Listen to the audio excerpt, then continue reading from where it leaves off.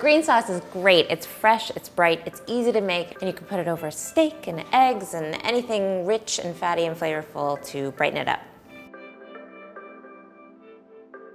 People have been using fresh herbs since prehistoric times as medicine, but about 2,000 years ago, they figured out that they could use herbs as sauce. All green sauces have a few basic important elements. There's the herb, the green, then you have acid for brightening, a little bit of fat, and salt, of course.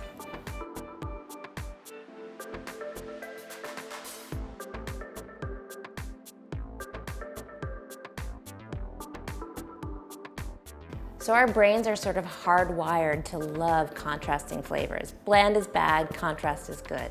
So things like a rich steak really want a bright acidic counterpart for extra flavor.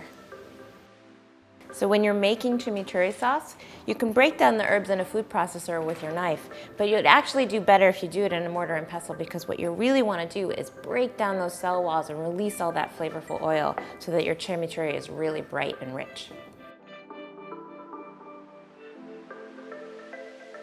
So I'm going to start with some parsley, and parsley has really tender stems, so you can pretty much use most of it. I only just take the last, 2 inches off.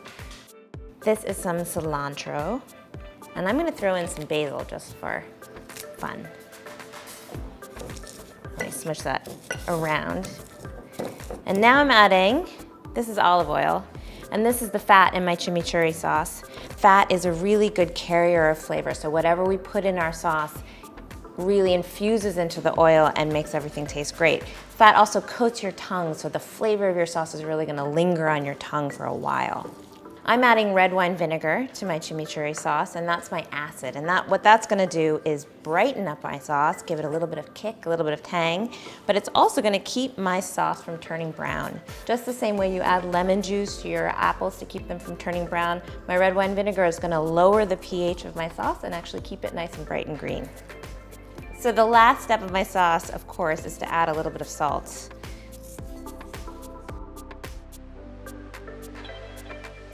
So at this point, it's really important to just taste your sauce and see how it feels. If it's a little too bland, you can add some salt, you can add a little more acid, a little more vinegar. If it seems a little too sour, you can certainly add a little more olive oil. And then you have a perfect, well-balanced green sauce.